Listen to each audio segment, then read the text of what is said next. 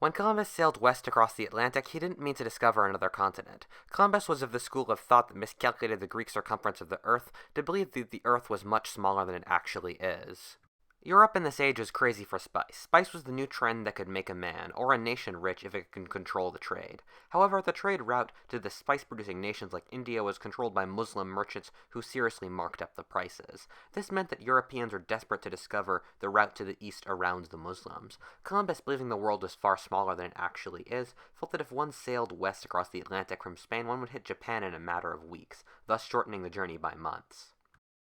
It turned out that Columbus was wrong. Instead of landing in Japan or Indonesia, he landed in the Dominican Republic, and found two whole new continents. However, the alternate history question to ask is, what if Columbus was right? What if one could sail from Spain to the Orient in a matter of weeks, without America? How would the world today be different? What would borders be like? How would culture be different? That is the question of this alternate history.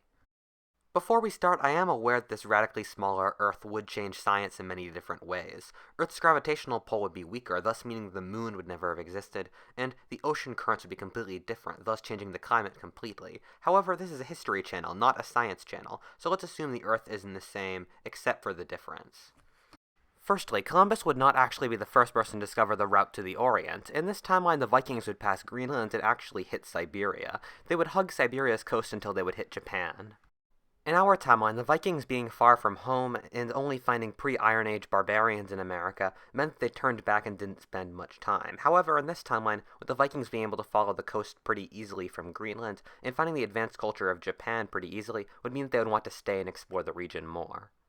In this time period, the ethnic Japanese only really settled the southern and central parts of the archipelago. The northern parts of the Isles were inhabited by the Ainu peoples, who were the indigenous peoples of northern Japan, who lived in tribal confederacies. The Vikings, seeing fertile lands settled by a primitive people, would have settled northern Japan. Hokkaido, the northern isle of Japan, would likely be settled by Viking settlers, combining the native Ainu culture with that of the Vikings, creating a culture somewhat like that of Iceland in our timeline. The Vikings, being based out of Japan, would be able to roam the rich seas and shores of East Asia in search of loot. Before 1132, none of the nations in the region had a navy, and so there would be nothing to stop the Vikings. The Vikings would raid the shores of China, Japan, Korea, and maybe Vietnam. I feel the need for a samurai versus Viking picture here due to the awesomeness of this scenario. The Chinese Song dynasty was a military failure and would thus be unable to respond, while the nomadic Khitan and Jurchen overlords of northern China would have trouble dealing with the naval threat.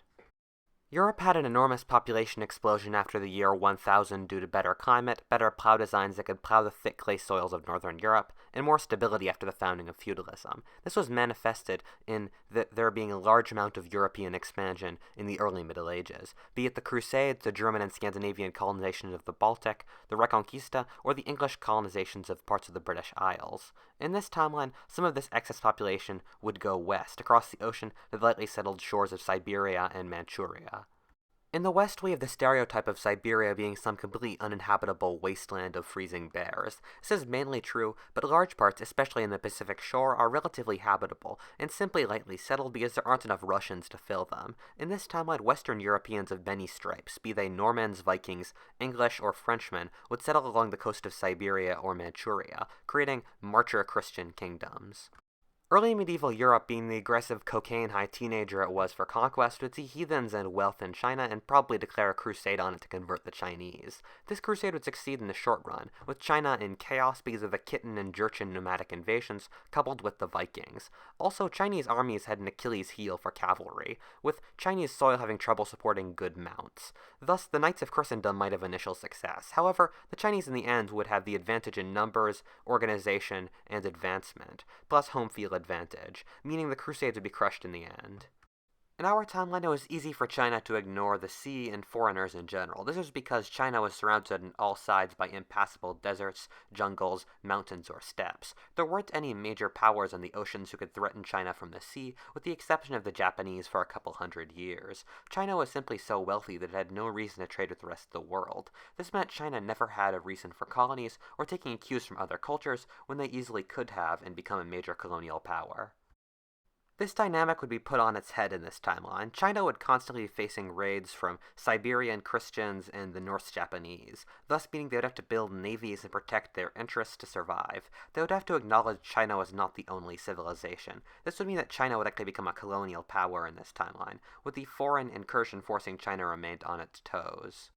Japan would be similar. In our timeline, Japan hasn't been invaded in 2,500 years and is pretty far removed from Asia, thus meaning it could just ignore the rest of the world for thousands of years. It did this with a few periods of expansion in the 9th, 16th, 19th, and 20th centuries. In this timeline, Japan would have to face a continual war of survival against the Vikings and Crusaders. This outside impetus and cultural mixing would make Japan metaphorically and physically more like England, given the large amounts of English settlers and having many more invasions. England has been invaded by everyone in the region at least once, and so had to stay involved in continental politics to survive. This meant that England was forced to deal with the outside world, thus allowing it to create an empire. In this timeline, we can expect Japan to have a colonial empire as well, competing with China in that field. The wealth created by trade with China would mean that the Norse nations on the trade route would grow wealthy. This would mean that Norse culture would spread across northern Europe, likely sucking in England, Russia, and Germany. Europe would be divided between a north-facing Norse culture and a south-facing Romance culture. This would actually make the Silk Road less important, with trade flowing across the ocean instead of just across Asia. This would mean that, ironically, Europe would be less likely to have the Age of Exploration, since it wouldn't need to bypass the Muslims to reach the spices and silks of the Orient. However, as boat technology would improve, we'd likely still have seen the discovery of the world, simply because it could be done. Europe would be far poorer in this timeline. This was because the Americas acted as an enormous boost to Europe. Excess Europeans could settle there, Europeans could pull on its resources, and America could feed Europe's growing population. This meant that the Europe of this timeline would be an overpopulated and underfed mess. Russia in this timeline would likely end up being the dominant world power, or at least far more powerful. This was because in our timeline, the sheer size of America, created by the wiping out of the natives, created a counterbalance against the enormous size of Russia, created by the destruction of the Siberian tribes and the steppe peoples. In this timeline, with the Americas not existing, there would be no counterbalance to it except China. Even with the Western European states along the Pacific coast, Russia would still be a really enormous country, and expect Russia to dominate Europe. In our timeline, there was little reason for whites to immigrate to South Africa. This was initially because the soil's terrible and dry around the European colony of Cape Town. Also, it's simply so much further than the Americas, meaning there was little reason to go the extra distance. This led to a shortage of labor, which was replaced by a slave economy of Africans taken from further north in Africa. As this became established, there was little way for poor whites to compete with slave labor, meaning that the whites who were not slave owners were forced into poverty. This in turn gave little reason for white settlement in South Africa, simply because they would remain poor. This is why South Africa is majority black, while nations like the United States and Australia are not majority native.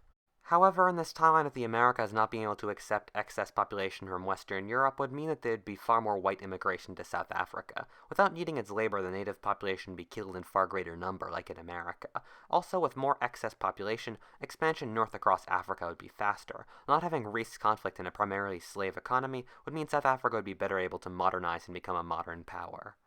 This would be a far more communist timeline in general. In our timeline, the most rowdy and uppity members of European society moved to the colonies, making society in their image. In this timeline, however, with far fewer colonies, this would be impossible. Instead, these people would agitate inside their own societies. They would retch against the noble system holding them down, and support communism instead. This would be combined with conditions being worse in Europe, thus supporting a socialist system.